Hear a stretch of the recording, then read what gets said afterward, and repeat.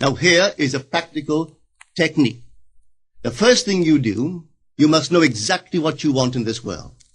When you know exactly what you want, make as lifelike a representation as possible of what you would see and what you would touch and what you would do and physically moving in such a state.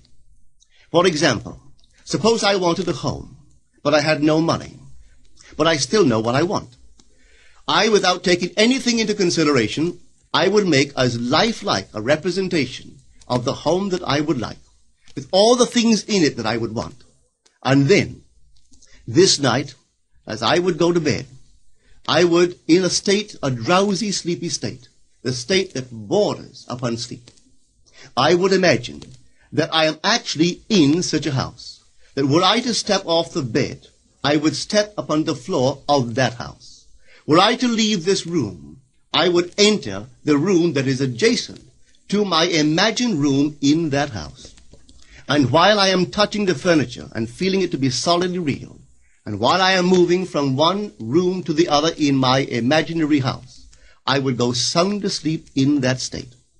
And I know that in a way I could not consciously devise, I would realize my house. I have seen it work time and time again. If I wanted promotion in my business, I would ask myself what additional responsibilities would be mine were I to be given this great promotion. What would I do? What would I say? What would I see? How would I act? And then in my imagination, I would begin to see and touch and do and act as I would outwardly see and touch and act were I in that position. If I now desired the mate of my life, were I now in search of some wonderful girl or some wonderful man, what would I actually find myself doing that would imply that I have found my state? For instance, suppose now I was a lady. One thing I would definitely do, I would wear a wedding ring. I would take my imaginary hands, and I would feel the ring that I would imagine to be there. And I would keep on feeling it until it seemed to me to be solidly real. I would give it all the sensory vividness I am capable of giving anything. And while I am feeling my imaginary ring, which implies I am married, I would sleep. This story is told us in the Song of Songs, or the Song of Solomon. It is said, "At night on my bed, I sought him whom my soul loveth. I found him whom my soul loveth, and I would not let him go until I brought him into my mother's house, right into the chamber of her that conceived me." If I would take that beautiful poem and put it into modern English, into practical language, it would be this.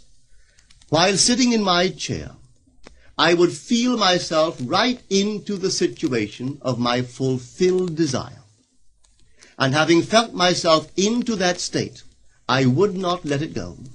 I would keep that mood alive, and in that mood, I would sleep. That is, taking it right into my mother's chamber, into the chamber of her that conceived me. You know, people are totally unaware of this fantastic power of the imagination. But when man begins to discover this power within him, he never plays the part that he formerly played. He doesn't turn back and become just the reflective life. From here on in, he is the affecter of life. The secret of it is to center your imagination in the feeling of the wish fulfilled and remain therein. For in our capacity to live in the feeling of the wish fulfilled lies our capacity to live the more abundant life. Most of us are afraid to imagine ourselves as important and noble individuals, secure in our contribution to the world, just because at the very moment that we start our assumption, reason and our senses deny the truth of our assumption. We seem to be in the grip of an unconscious urge which makes us cling desperately to the world of familiar things and resist all that threatens to tear us away from our familiar and seemingly safe moorings. But I appeal to you to try it. If you try it, you will discover this great wisdom of the ancients, for they told it to us in their own strange, wonderful, symbolical form. But unfortunately, you and I misinterpreted their stories and took it for history when they intended it as instruction to simply achieve our every objective. You see, imagination puts us inwardly in touch with a world of states. These states are existent. They are present now. But they are mere possibilities while we think of them. But they become overpoweringly real when we think from them and dwell in them. You know, there's a wide difference between thinking of what you want in this world and thinking from what you want. Let me tell you, when I first heard of the strange and wonderful power of the imagination, it was in 1933 in New York City.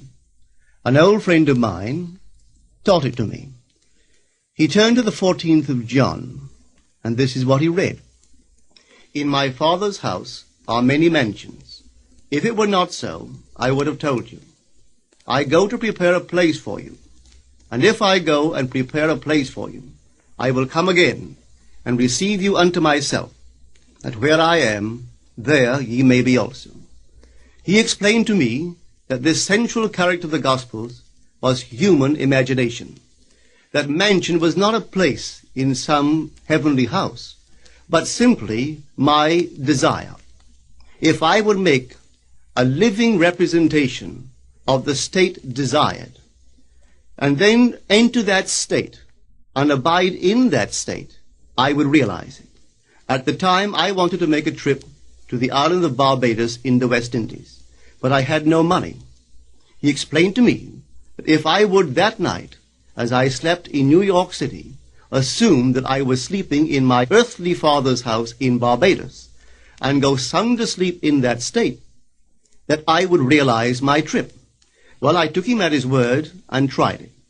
For 1 month, night after night, as I fell asleep, I assumed I was sleeping in my father's home in Barbados. At the end of my month, an invitation from my family came, inviting me to spend the winter in Barbados. I sailed for Barbados the early part of December of that year. From then on, I knew I had found this Savior in myself. The old man told me that it would never fail. Even after it happened, I could hardly believe that it would not have happened anyway. That's how strange this whole thing is. On reflection, it happens so naturally. You begin to feel or to tell yourself, well, it would have happened anyway. And you quickly recover from this wonderful experience of yours. It never failed me if I would give the mood, the imagined mood, sensory vividness. I could tell you unnumbered case histories to show you how it works. But in essence, it's simple. You simply know what you want. When you know what you want, you're thinking of it. That is not enough. You must now begin to think from it. Well, how could I think from it? I am sitting here, and I desire to be elsewhere. How could I, while sitting here physically, put myself in imagination at a point in space removed from this room and make that real to me? Quite easily. My imagination puts me in touch inwardly with that state. I imagine that I am actually where I desire to be. Now, can I tell that I am there? There is only one way to prove that I am there. For what a man sees when he describes his world is as he describes it relative to himself. So what the world looks like depends entirely upon where I stand when I make my observation. So if, as I describe my world, it is related to that point in space I imagine that I am occupying, then I must be there. I am not there physically, no, but I am there in my imagination, and my imagination is my real self. And where I go in imagination and make it real, there I shall go in the flesh also. When in that state I fall asleep, it is done.